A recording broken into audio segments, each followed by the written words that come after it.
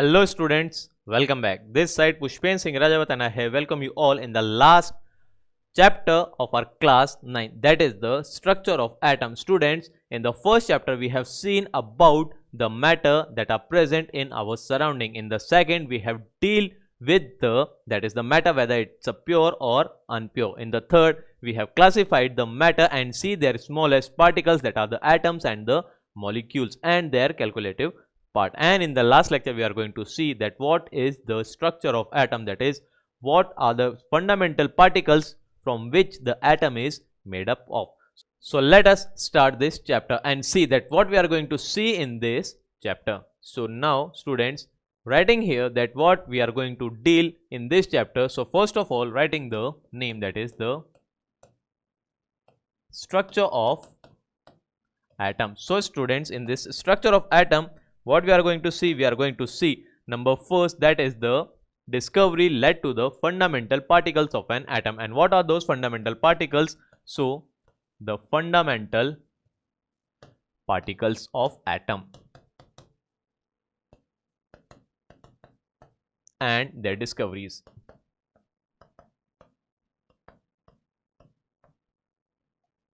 That is,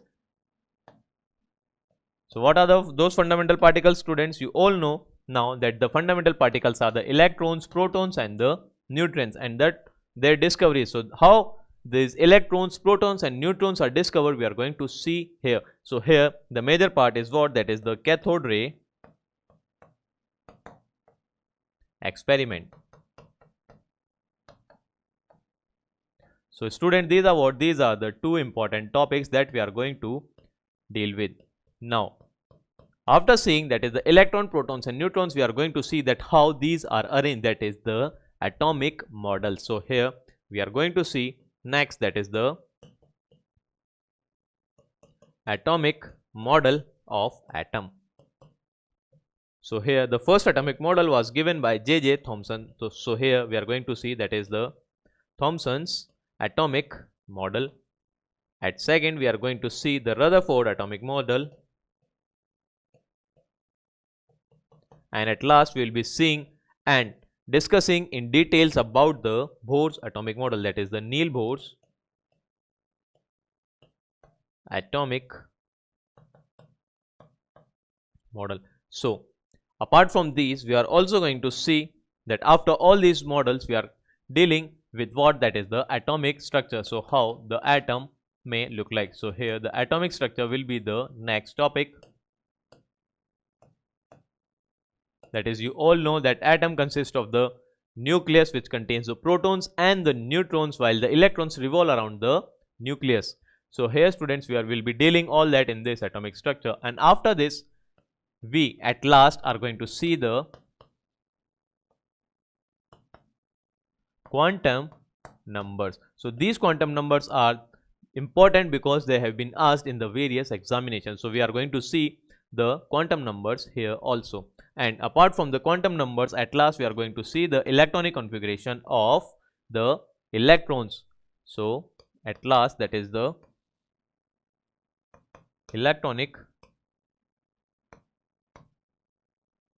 configuration of electrons around the nucleus in an atom. So how the electrons are arranged around the nucleus in an atom, and what are the rules that guide the electrons to be present around the nucleus in the orbit. So these are about the topics here students, just in case if you have not seen. So these are important topics, that are the fundamental particles. The second is their discoveries, which consist mainly of the cathode ray experiment for the discoveries of the protons and the electrons, and the atomic structure. So there are three basic atomic structure, that is the Thomson atomic model, Rutherford atomic model, and at last the Neil Bohr atomic model. We are going to discuss in detail about the Neil Bohr's atomic model because it is applicable to the single electron system. And moving to the next, that is we are going to see the atomic structure, that how the electrons and the nucleus are present around the in an atom. So here we are going to see the atomic structure. Apart from the atomic structure, we are also going to see what is the meaning of the valency, what is the electronic configuration, what are isotopes, what are isodiapers, what are isobars, and what are isotones. So there are so many things that we are going to see in the atomic structure. Apart from that, we are going to see the quantum numbers. These are also important. These are the part of class 11, but they have been asked in various examinations, and these are also important to understand the electronic configuration of electrons. So what is the electronic configuration? Electronic configuration is the arrangement of electrons in an atom. So that is termed as the electronic configuration. So students, let us move back and starting our lecture for today. So what are the topics that we are going to see in the lecture number first? So in the lecture number first, we are going to see that is the fundamental particles of an atom. We are going to discuss them in details, and the cathode rays, that is the discovery of electrons. Apart from that, we are also going to see the properties of the cathode rays. So now students, starting with the fundamental particles. So electrons, protons and neutrons are what? These are the fundamental subatomic particles of the atom. That is, they are present in all kind of matter. Apart from these, students, you all know that there exist some other fundamental particles, but here we are dealing with the fundamental subatomic particles, that are electrons, protons and neutrons. Nowadays, many fundamental particles are also known to the mankind. So here we are going to see about the electrons, protons and the neutrons. So starting first with the electrons. So electrons, students, what are the electrons? These are the negative charge. They has a negative charge and they have a mass of approximately equal to 1 divided by 1837 times the mass of the one atom of hydrogen. That is, it is so much lighter than the hydrogen atom. That is, you can see it is approximately 2000 times lighter than the hydrogen atom. And hydrogen is what? Hydrogen is the lightest, or we can say that it is having the very less mass as compared to other atoms. Now, how it is represented? So electrons can be represented by the symbol like this, that is -1 E0. Here this -1 is representing its charge and 0 is representing its mass. It is not just like that electrons are having the 0 mass. It is simply just like that they are having the negligible mass. That is why we have written here the 0. This could also be written like this, that is, electrons could also be represented by the symbol E, or it could also be represented by E minus. So here the E minus E, or just like this, that is -1 E0, they all are representing what? They all are representing the electron. Here students, you can see that 0 is representing the mass and -1 is representing its charge, that I have already told you. Now the electrons in the outermost shell are known as the valence electrons. This point you are going to understand when we are going to see the atomic structures, but remember just for now, that is the electrons that are present in the outermost shell of an atom, they are simply termed as the valence electron or the outermost shell electrons. So this is all about the electrons. We are going to see that what is the actual mass of electrons, what is the actual charge of electron, when we are going to see the comparative table. So now students, talking about the protons. So what are the protons? Proton has a unit positive charge, that is, they have the charge of +1. It is denoted by the symbol, that is 1p1. So here the 1 is denoting what? That is the charge, and this one is denoting what? That is the mass. So here this is having the mass of 1. This is the relative mass. Students, I am going to tell you that what is the meaning of this mass and what is the meaning of the relative mass also. Here students, this could also be represented like, that is p plus or simply p. Here these two is also representing the protons. So let us now students move to the next slide, that is about the neutrons. So talking about the neutrons, so neutrons do not contain any charge. These are the neutral particles, but talking about their mass, they are having the mass equal to that of the protons, but they are somewhat heavier than the protons. So we can say that their mass is equal to the mass of an atom of hydrogen, because an atom of hydrogen may weigh equally to the mass of proton. Now talking about its symbol, it is represented by the symbol, that is 0 and 1, because here the 0 is denoting the charge, so it is having the 0 charge, that is no charge, while 1 is denoting the mass. Here this 1 is also the relative mass.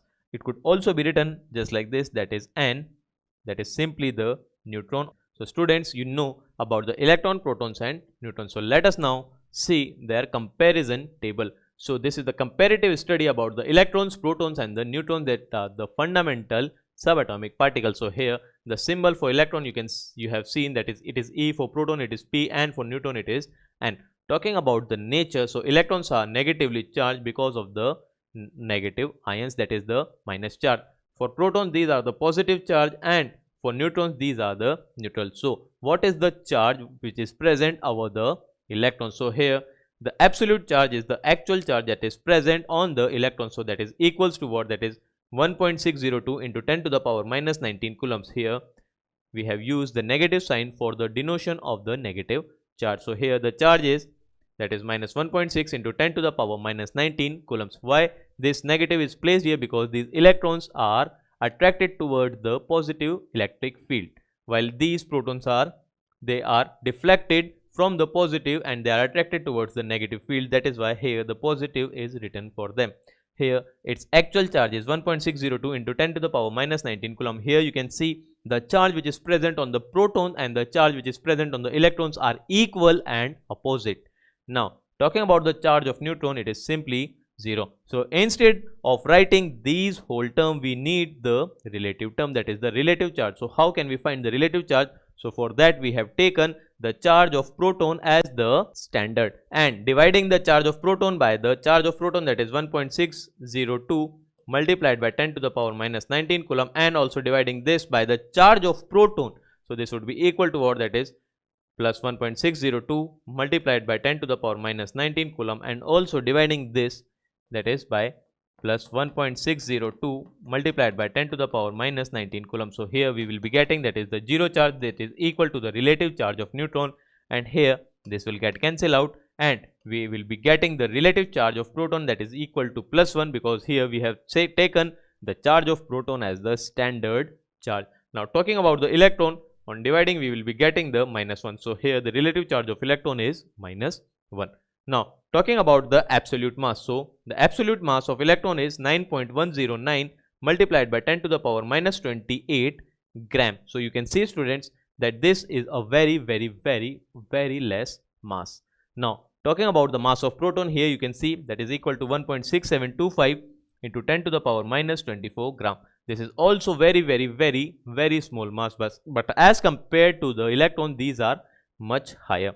Now here you can see that is the mass of, or the actual mass of neutron, that is equal to 1.6748 multiplied by 10 to the power minus 24. So this is also very small mass, but you can see from here and here that is the mass of proton is smaller, or we can say that it is lighter than as compared to the neutron. So neutron is having a higher mass, or approximately equal mass that much of the proton, but the neutrons are somewhat heavier than the protons. So here these are the actual masses. Now as we have find the relative charge, we can also find the relative mass. So how could find the relative mass? So for finding the relative mass, here students we are dividing the mass of electron, protons and neutrons by the mass of proton, because here we have taken the proton as a standard. So on dividing this 1.6725 into 10 to the power minus 24 by itself, we will be getting what? We will be getting the 1. And on dividing 9.1 into 10 to the power minus 28 gram by that is 1.6725 into 10 to the power minus 24 gram, we will be getting what? We will be getting, that is 1 divided by 1837. And on dividing this term by this term, we will be getting what? That is 1, because here this both these are approximately equal. So here these are the relative masses. So I hope students you can easily understand that taking the mass of proton as 1, so on comparing with it the mass of neutron is same, that is 1, and on comparing with it the mass of electron is 1 divided by 1837. So here you can see that is the mass of proton is equals to 1837 times the mass of electrons.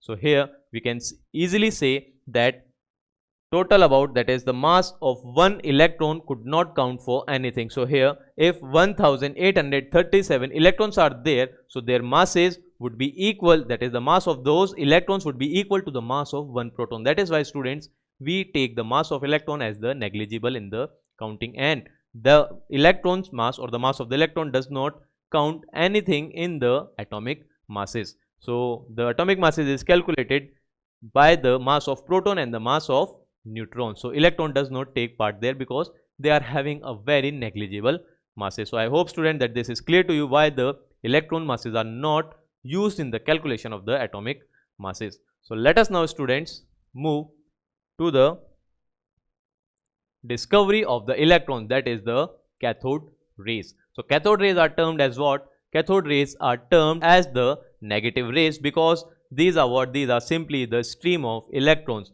So here talking about how the cathode ray has been discovered. So starting, that is, the nature and the existence of the electrons was established by the experiments on the conduction of electricity through the gases. So at the mid of the 19th century, the scientists seized and they experimented that whether the electricity passed through the gases or not, that is the conduction of electricity through the gases. So here in 1859 the Julius Plucker started and studied the conduction of gases, that is the electricity through the gases at the very low pressure in the discharge tube. So what is this discharge tube? There are various discharge tubes. So the discharge tube was made by the Crook, and that is also known as the Crook tube. So the Crook tube that looks like this, here we are going to see this in detail because this is a very important part for the discovery of the cathode rays.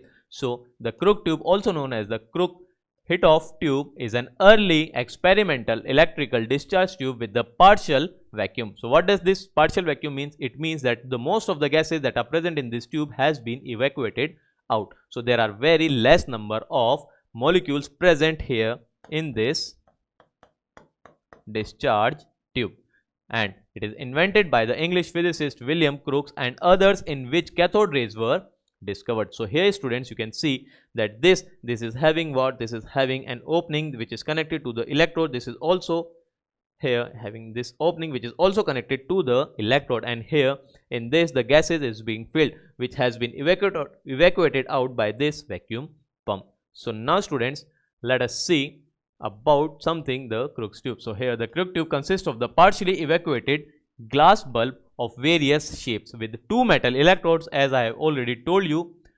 That is the cathode. The negatively charged electrode is termed as the cathode, while the positively charged electrode are termed as the anode. So when a high voltage is applied between the electrodes, the cathode rays are projected in the straight line from the cathode to the anode in a straight line. So this cathode ray, or I can say that this Crookes tube or the cathode ray tube, these are used by various scientists over the period of 40 to 50 years for the discovery of the cathode ray. So here you can see that this is used by Crookes, Johann Houghton, Julius Plucker, Eugen Goldstein, Heinrich Hertz, Philip Lenard, Christian Birkeland and others. So here students, this is a very important for the discovery of the structure of atom. That is why we have introduced it for the discovery of atom. So let us now see here. So what happens students when the electricity is passed through the gases? So here when the electricity is passed through the Crookes tube, we can see that there is a stream of the rays. So here on increasing the voltage to 10,000 volt up to 20,000 volt and decreasing the pressure to about 0.0001 mm of Hg.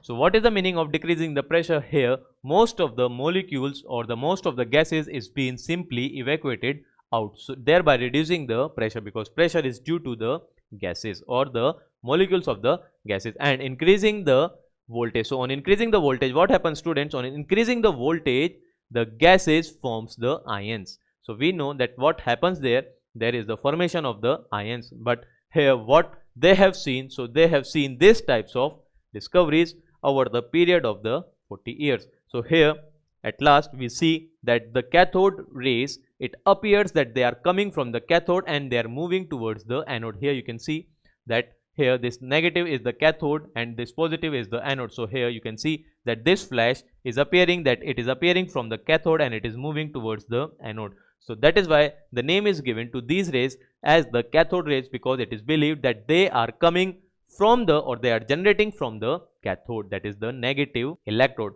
So students, you can see here an experiment. Here this is what, this is a long tube, or we can say this is a long cathode tube in which the gases is present and most of the gases has been evacuated out, and the voltage is applied at the both ends, that is at the anode and the cathode. So what happens here, you can see the streams that is appearing from here and it is moving to the other end. So these are what, these are the cathode rays. So now moving here and see, this is the actual pic of the Crookes tube or the cathode ray tube. Here you can see that this is connected with what? This is connected with the battery, that is the high voltage source, and this is also connected to the batteries. This is the positive, so I am naming it as the anode, and this is termed as the cathode. So when the high voltage is applied, what happens here? You can see the glow and a stream of light that appears to be coming from the cathode side, and it is moving in the straight line. Here, this is the anode or the positive electrode. So here you can see that there is a flash over this, and there is a glow. So what is the meaning of this glow? We are going to see when we study about the properties of the cathode rays. So students, see what we have seen over here. So seeing here, there is some sort of invisible rays that we have just seen over here that travel from the negative electrode to the positive electrode, and since the negative electrode is called as the cathode, that is why the name is given to them as the cathode rays. So the color of the glow depends upon the nature of the glass that we have used in this cathode ray. For the soda glass, the fluorescence is of the yellowish green color that you can see over here. So here, that is the yellowish green color for the soda glass. So now students, let us now move to the next, that is about the cathode rays. So here student, you can see the Crookes tube, which is, you already know what is the cathode and what is the anode depending upon the polarity of the battery. So here we are connecting the negative charge over here, and here the positive charge or the positive plate of the battery. So the Crookes tube is an experimental apparatus invented during the second half of the 19th century to demonstrate the emissions of the cathode rays in the vacuum chamber. So here you can see this is the actual drawing of the Crookes tube. Here it is connected with the positive, that is why the term, it is termed as the positive. That is, here the symbol P is written for the positive and N is written for the negative for the connection. So the glass tube contains gas at the very low pressure. When the electricity is applied to the electrode, the cathode emits a stream of electrons which are invisible to the naked eyes, but the glass illuminates them when they strike it.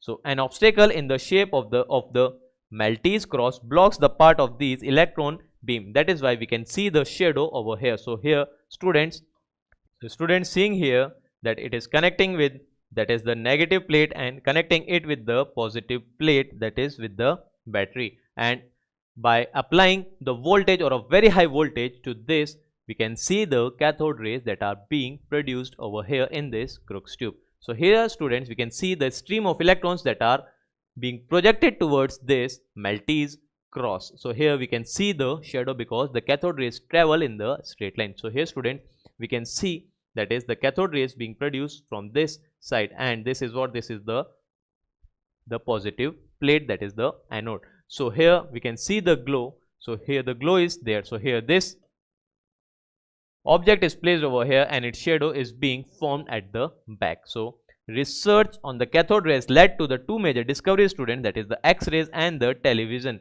So students, you can also see that the televisions that we are using in the previous days, that consist of the cathode ray tube. That is why the size of the televisions are somewhat bigger that we are using. So now students, moving to the next, that is the summary of the cathode rays. So what is the summary that we have studied about the cathode rays? So let us now students see this video over here. So students, you can see about the cathode rays. So this is an animated view of the cathode rays. Here the positive plate is connected, or the positive electrode is connected, and the negative is connected. So the negative is termed as the cathode while the positive is termed as the anode, and here the vacuum pump is provided to vacuum all the gases that are present in this tube. And when we apply this to the source of the battery to the high voltage, and what is the voltage that we are going to apply, that we are going to discuss here. But first talk about the vacuum. So the vacuum would be what? That is 0.0001 mm of Hg. So this is the pressure. That is why we have said that the vacuum is being created over here.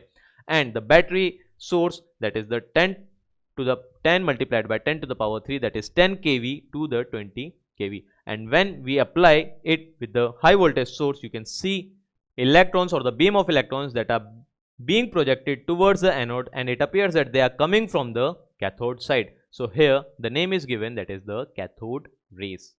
So now students, let us move towards the next, that is the properties of the cathode rays. So we have seen that how the cathode rays been generated and why the name is given to the cathode rays, and what is the nature of the cathode rays, that as if they are appearing from the cathode side and they move towards the positive electrode, that is the anode So we have termed and called them as the negative rays. So here students, we can say that their nature is also negative. So first of all, seeing the properties of the cathode rays. So here student, the property is that is the cathode rays travel in the straight line.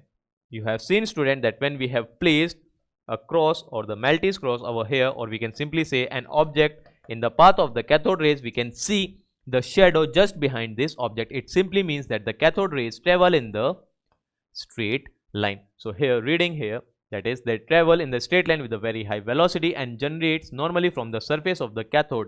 If an opaque object is placed on the path of the cathode rays, its shadow falls on the opposite side of the cathode rays. This shows that the cathode rays travel in the straight line. So if the question is being asked that how can you show and how can you say that the cathode rays travel in the straight line, so what we need to draw, we need to draw this diagram and write these points, that is the cathode rays are traveling in the straight line because they are forming the shadow just at the back of the object that we have placed in this Crookes tube or the cathode ray tube. So this is the first property of the cathode rays. So now moving to the next property of the cathode rays, that is they are what? They are the beam of the minute particles that are having the very high velocity and some definite mass. So how can we say that? That is when a light pedal wheel is placed in the path of the cathode rays, the blades of the pedal wheel begins to rotate.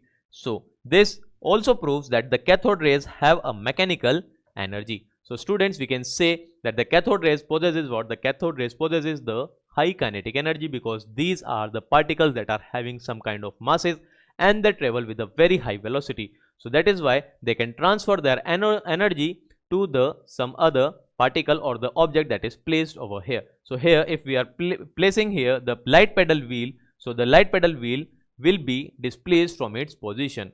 So here students, let us see an experiment in which this light pedal wheel is placed in this modified cathode ray, and when we apply the anode and the cathode, when they are connected with the high power source battery, so here the cathode rays is being produced and they are traveling in the straight line. So when they travel, they encounter with this light pedal wheel, and when they encounter with this light pedal wheel, they displace it. So it means that they possesses very high kinetic energy, and since they possess very high kinetic energy, so they are transferring their energy to this mechanical wheel. That is why this mechanical wheel is rotating in this cathode ray. So students, we can say that the cathode rays are those rays which travels in the straight line with a very high speed, and since they are having very high speed, they are possessing some kinetic energy, and from this experiment we can say that these are the finite particles or a very minute particles. So students, let us now talk about their next property. So students, talking about the next property, that is their deflection. So when the cathode rays are placed, or we can say that when the cathode rays are being produced and when we apply the electric field at the 90° to the cathode rays, we can see that the cathode rays move towards the positive side. So it simply means that the cathode rays possesses the negative charge. That is why they are being attracted towards this positive side, or we can say that they are deflected from the negative side. So here students, reading this point, that is they consist of the negatively charged particles. That is when the cathode rays pass through the electric field, they bend towards the positive plate of the electric field. This shows that the cathode rays are negatively charged. So here student, you can see this diagram in which the cathode rays are traveling in the straight line, and it appears that they are coming from this cathode, and when they move towards the anode, the most of the cathode, they move towards what? They move towards the anode, but when we apply the electric field, so they bend towards the positive plate. So this is about the cathode rays. So let us now students see the next property of the cathode rays, that is whether they are deflected in the magnetic field or not. Yes, the cathode rays are also deflected in the magnetic field. So here students, we can see that the cathode rays are deflected in the magnetic field also. Here we can see that in this tube, this is what? This is the cathode, this is the anode, and the cathode rays are traveling from the cathode to the anode, and here it is connected to the high voltage source, thereby producing the cathode rays, and here the hole is provided in the anode for the cathode rays to move forward in the straight line. And when we apply the magnetic field, the cathode rays, they are bending in the magnetic field. It means that they are deflected by the magnetic field also. Here students, you can see that is when we apply the magnetic field near about the cathode ray, in which the cathode rays is being produced, so we can see there is a deflection seen over here. You can clearly see the deflection for the cathode rays when we are applying the magnets. So now students, these are about the properties. So these are the major properties of the cathode rays, that is they travel in the straight line. The second property is they possesses high mechanical energy, and they are the very minute particles that travel with a very high velocity, and we can say that they also possess the high kinetic energy. The third property, that the cathode rays are deflected in the electric fields, and talking about the cathode rays, they are also deflected in the magnetic field. And how the cathode rays are deflected in the electric field? They move towards the positive plate, or we can say the positive plate of electric field. So let us now students moving to the next slide and see the summary of the properties that we have seen over here. So students, you can see here the properties of the cathode rays. So here you can see that they travel in the straight line with a very high speed. So now talking about the next property, you can see here, that is over here you can also see that the cathode rays possesses high kinetic energy. Because of that, they are able to move this light pedal wheel which is placed in the path of the cathode rays. You can also see the next property of the cathode rays, that they are deflected towards the positive electric field.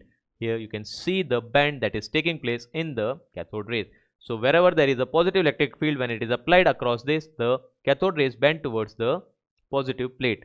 When we apply the magnet or the magnetic field over the cathode rays tends to bend in the magnetic field also. So students, this is all about the properties of the cathode rays. So now students, let us discuss some other properties of the cathode rays. So some other properties of the cathode rays are, that is the cathode rays can affect the photographic plate. So students, the cathode rays, they are very much important. Due to these cathode rays, we are able to see the X-rays, that is the discoveries also takes place by the discharge tube.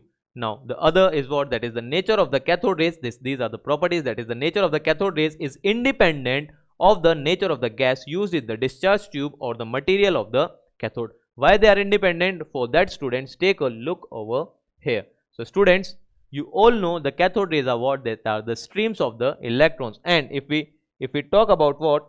If we talk about the gases, just for an example, if I talk about the hydrogen gas.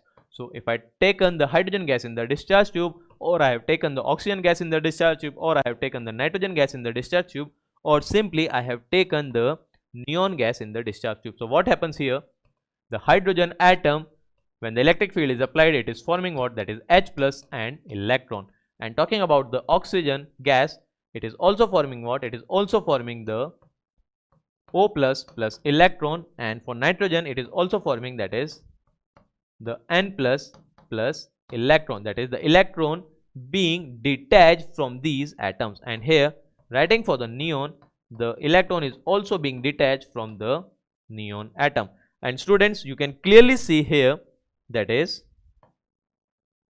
these are what? These are the electrons which are the fundamental particles of all these elements. And since these rays are simply termed as the cathode rays, so we can say that the cathode rays are independent of the gases that are taken in the discharge tube. So here these are also electrons, they possess the same properties as these are possessed by this electron and this electron or this electron. So here students, since the electron is being separated out from these gases when we apply the high voltage, so here the electron, or we can see the cathode rays, are independent of the gases that we have taken in the discharge tube. Remember students this very point. Now moving back over here and sees the other property, that is they are independent of the gas and also to the material of the cathode, that is the cathode rays do not depend upon the material of the cathode. So now students, let us see some other properties of the cathode rays. So here, if cathode rays are focused on a thin metal foil, that is if we are going to focus the cathode rays on a thin metal foil, what happen here? So these are the cathode rays, so they are focusing on a thin metal foil. So here the metal foil got heat up due to incandescence. So here you will be seeing that there will be what? There will be the heat energy transfer, because here the cathode rays are what? These are the particles. So we can say that when these high speed particles are encountering with the atoms that are present in the foil, they give up their energy, or they transfer their energy to the particles which are present in the metal foil, and due to which the metal foil gets heat up. So this is another property, that if the cathode rays are focused on a thin metal foil, the metal foil gets heat up due to incandescence. Now we can also see, students, the another very interesting property which led to the discoveries of the X-rays, that is when the cathode rays fall on the material having the high atomic masses, that is a very heavy metal, we can say, or the denser metal. So new type of penetrating rays here. Why these penetrating rays? We are going to see them, that the new types of penetrating rays of having the very small wavelength are emitted, which are called as the X-rays, because these rays were very new at that time. So we do not know about those rays, so we simply name those rays as the X-rays. And who discovered? We are going to see in the next slide that who discovered these X-ray. So students, you can see that here, just suppose this is what, this is a metal, and when the cathode rays are falling on this metal, so here you can see that there is the penetrating rays that is forming. So here you can see here, that is the penetrating rays is forming. So here these are what? These are the X-rays. So the X-rays is the name given to these electromagnetic waves. So these are what? These are the electromagnetic waves that are not known to the humans at the time before this experiment. And who first discovered these X-rays? So here you can see that the Wilhelm Röntgen, the professor of physics, he first discovered the X-rays accidentally. Yes, students, he discovered the X-rays accidentally. And how he discovered? He discovered it because while testing whether the cathode rays could pass through the glass, his cathode tube was covered with a heavy black paper. So he was surprised when an incandescent green light nevertheless escaped and projected onto the nearby fluorescent screen, on which he sees and observes that the X-rays are producing over here. So through experiment he found that the mysterious light would pass through the most substances but leave the shadows. Here students, these shadows are most important, and leave the shadows of the solid objects. Because he did not know what these rays were, so he called them as the X-rays, that are the unknown rays. Students, this discoveries is very much important. For this discovery he got the Nobel Prize in physics. And you know, students, that today's we are using these X-rays in the many applications. So here doctors uses X-rays to diagnose various sorts of problems such as a broken bone, pneumonia, heart failures, and much more we can see in the daily life. So X-rays are very important discovery to the mankind, which is possible by the cathode rays. Now students, you can see William Röntgen, he is doing the experiment on the hand of his wife. This hand, this is the first image of the X-ray which he get for his wife's hand. So here this is the hand of his wife, and here his wife is there, and you can see the X-ray of the hand of his wife. So we can see, students, that the X-rays find the varieties of the application. Here you can see we can scan the body and see whether there is a broken bone or the material is hidden inside the body or not. So here this discovery is very important. Now students, our lecture has ended over here. So now what we are going to see in the next lecture, we are going to discuss about the electrons, that is the properties of the electrons, and also from the properties of the electrons we are going to see the mass of the electrons, the Millikan's oil drop experiment, due to which we are able to calculate the charge on the electron, and finally the J.J. Thomson get the mass of electron. And remember students, the cathode rays experiments are important and they are used to determine the m/e ratio, that is the mass by charge ratio. So we are going to see that in the next lecture. So students, what we have studied in this lecture we can see here, and summarizing all that, that is, so first we have seen the introduction, in which we have seen the fundamental particles of atom. So if the fundamental particles of atoms are present over there, it means that atom is not the smallest indivisible particles. So here we have seen the fundamental subatomic particles, that are the electrons, the protons and the neutrons, and their comparative study. So you know their masses, their charge and their relative masses and their charges. So here at the next we have seen the cathode rays. What is the meaning of the cathode rays? And at last we have seen some of the properties of cathode rays, in which the major properties that we have seen over here, that are simply, so I am writing here, so what are these major properties? The major properties are that they travel in straight line. The second property that we have seen, that they possesses high kinetic energy. So they possesses what?